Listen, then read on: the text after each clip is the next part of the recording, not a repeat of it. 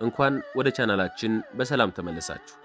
ዛሬ የአንድ ድንቅ ሰው ታሪክ የሻምበል አብዲሳን አስደናቂ ሕይወት ጉዞ አብረን እንቃኛለን።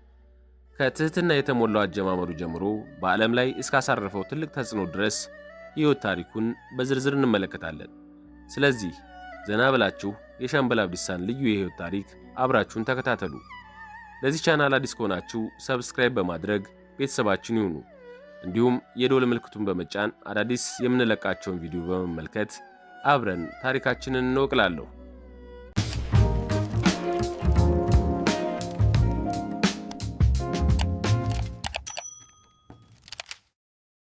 ኮሎኔል አብዲሳ አጋ የተወለደው በ1912 ዓ.ም በኦሮሚያ ክልል ወለጋ ዞን ነበር። በ12 ዓመቱ አባቱ በንዴት ወንድማቸውን አበበን በመግደላቸው ሲታሰሩ አብዲሳ አባቱን ለማስፈታት የተለያዩ እንቅስቃሴዎችን ቢያደርግም ሳይሳካ በሞት ተቀጥተዋል። በኋላም በ14 ዓመቱ የኢትዮጵያን ጦር በመቀላቀል ሀገሩን ማገልገሉን ሀብሎ ጀመረ። አብዲሳ ጦሩን ከተቀላቀለ ከ2 ዓመት በኋላ የአድዋን ሽንፈት ለመበቀል የዛተው ፋሺስት ሞሶሎኒ በድጋሚ ኢትዮጵያን ሲወር ሀገሩን ለመከላከል በ16 ዓመቱ ወራሪውን ጦር መዋጋት ጀመረ። አብዲሳ አጋ ጣሊያን በአድዋ የደረሰበትን ሽንፈት ለመበቀል ባደረገው የ1928 ዓ.ም ወረራ ወቅት በምርኮኝነት ጣሊያን ተወስዶ ከታሰረ በኋላ የተሰጠውን ብርድ ልብስ ቀዳዶ በመቀጣጠል በመስኮት በኩል ማምለጡ ጎልቶ የሚወሳለት አርበኛ ነበር። ተሳክቶለት ቢያመልጥ እንግዳ የሆነ አገር እንደሚቀላቀልና ለሀገሩም ሩቅ መሆኑን እያወቀ እንኳን ነፃነቱን አሳልፎ ላለመስጠት በሚል ብልጠት በታከለበት ሁኔታ ያመለጠው አብዲሳ አጋ አስገራሚ ጀግንነቱን ያሳየው ከእስር ቤቱ ካመለጠ በኋላ ነበር። እጅግ ዘመናዊ መሳሪያዎች ከታጠቀው የጣሊያን ጦር ጋር በሚያደርገው ውጊያ ላይ ባጋጠመው የመቁሰል አደጋ ሕክምና ላይ ከቆየ በኋላ አዲስ አበባ ውስጥ ፒያሳ አካባቢ በሚገኝ ቤት በቁም እስር ላይ ነበር። በኋላም ጣሊያን ኢትዮጵያን እንዲያስተዳድር በሾመችው ግራዚያኒ ላይ የመግደል ሙከራ ከተደረገ በኋላ አብዲሳ አጋና ሌሎች 37 የሚሆኑ የቁም እስረኞች ተጠርጣሪ ተብለው በከባድ ስቃይ እስር ቤት ከቆዩ በኋላ በወቅቱ የጣሊያን ግዛት በነበረችው በሶማሊያ በኩል ወደ ሲሲሊ ተወስዶ በጣሊያን ሀገር የጦር እስረኛ ተደረገ። በእስር ቤት ጠባቂዎች ጥብቅ ቁጥጥር የሚደረግበት አብዲሳ እዛው ታስሮ የሚገኝ ሁሊዮ የተባለ የዩጎዝላቪያ ምርኮኛ በጋራ ዕቅድ በማውጣት ከእስር ቤት ማምለጥ ቻለ።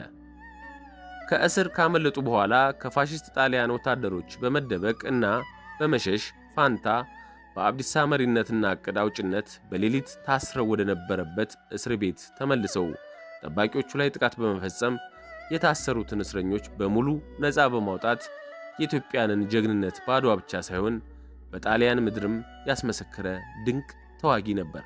የአብዲሳ ጀግንነት በዚህ አላበቃም። ከእስር ቤት ያስመለጧቸውን ሰዎች በማሰባሰብ የራሱን ጦር ካደራጀ በኋላ ጣሊያኖችን በገዛ አገራቸው ያንቆራጣቸው ገባ። ከአድዋ ጀምሮ የኢትዮጵያንን ወኔ የተረዱት ጣሊያኖች የአብዲሳን ጦር በፍርሃት ያዩ የነበረ ሲሆን በተለያዩ ቦታዎች ከጣሊያን ጦር ጋር በመዋጋት ብዙ ድሎችን እያስመዘገበ ነበር።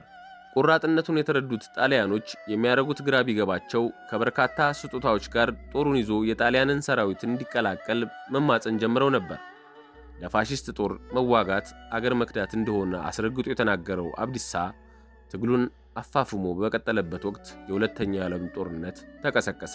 የተባበሩት የአሜሪካና የእንግሊዝ መንግስታት ከጀርመን ጋር ያበረችውን ጣሊያንን እየተዋጉ በነበረ ሰዓት ስለ አብዲሳ ዝና ከሰሙ በኋላ ለጦሩ የሚገባውን ድጋፍ በማድረግ የፋሺስት ሥርዓቱን ለማዳከም ከሚያግዙ መንገዶች አንዱ ሆኗቸው ነበር። በድጋፉ በመጠናከር ፋሺስቱን ሰራዊት ማርበድበድ የቀጠለው አብዲሳ የጣሊያን ጦር ተሸንፎ ዋና ከተማዋ ሮም በአሜሪካና እንግሊዝ የሚመራ ጦር እጅ ስር ከወደቀች በኋላ የሚመራቸውን ከተለያዩ አገር የወጡ ወታደሮች በሙሉ ክንዳቸው ላይ የኢትዮጵያን ባንዲራ እንዲያስሩ በማድረግ የሀገሩን ባንዲራ እያውለበለበ ሮም ከተማ ሲገባ በዓለም አቀፉ ኅብረት ጦር ትልቅ አቀባበል ተደርጎለን ነበር። ከዛም በኋላ ከተጨማሪ ወታደሮች ጋር በዓለም አቀፉ ኅብረት ስር የሚመራ ጦር መሪ በመሆን ጀርመንን ለማሸነፍ በሚደረገው የመጨረሻ ውጊያ ላይ ተሳትፎ ግዳጁን በሚገባ በመወጣት የኢትዮጵያን ባንዲራ ከእጁ ሳይለይ በርካታ የጀርመን ከተሞችን ነፃ ማውጣት ችሎ ነበር። ከጦርነቱ መገባደድ በኋላም የእንግሊዝ የካናዳና የአሜሪካ መንግስታት ጦራቸውን ተቀላቅሎ እንዲቀጥል በርካታ ጥቅማ ጥቅሞችን አቅርበውለት ነበር። አብዲሳ ግን ኢትዮጵያ ምንም ያህል ድሃ ብትሆንም ሕዝቡንና መንግስቱን ጥሎ እንደማይሄድ አስረግጦ በመናገር ጥያቄውን ውድቅ አደረገ። በዚህ የተናደዱት ምዕራባውያን በፈጠራ ወንጀል ከሰው ወደ እስር ቤት አስገብተውት ነበር። በኋላም እስሩ ወደ ገንዘብ ቅጣት ተቀይሮ ከተከፈለ በኋላ በክብር ወደ ሀገሩ ሊመለስ ችሏል። ከዛም ቀዳማዊ ኃይለ ሥላሴ በክብር ከተቀበሉት በኋላ በጊዜው የመከላከያ ሚኒስቴር ወደ ነበሩት ራስ አበበ አረጋይ መርተውት ነበር።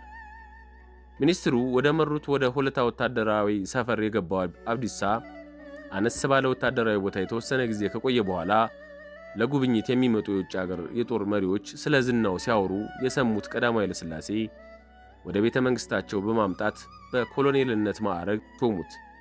እስከ ንጉሳዊ ሥርዓቱ መውደቅ ድረስ በየቦታው ያገለገለው አብዲሳ ከጥቂት ዓመታት በኋላ ከዚህ ዓለም በሞት ተለይቷል። ስለ ሻምበል አብዲሳ ሕይወት ስናሰላስል አንድ ግለሰብ ለውጥ ለማምጣት ያለውን ኃይል እናስታውሳለን። ከልደት እስከ ሞት ያለውን የእሱ ጉዞ የሰው ልጅ ጥንካሬና ለሀገሩ ያለውን ፍቅር ማረጋገጫ ነው። ይህ ታሪክ አነሳስቶት ከሆነ እባክዎን ቪዲዮውን ላይክ ያድርጉ፣ ሌሎች አጋሩ። እንዲሁም ተጨማሪ አስደናቂ የሕይወት ታሪኮችን ለማግኘት ቻናላችንን ሰብስክራይብ ያድርጉ። የእሱን የተስፋና የለውጥ መልእክት በማጋራት የሻምበል አብዲሳን ጀግንነት ሕያው እናድርገው። መልካም ጊዜ ይሁንላችሁ።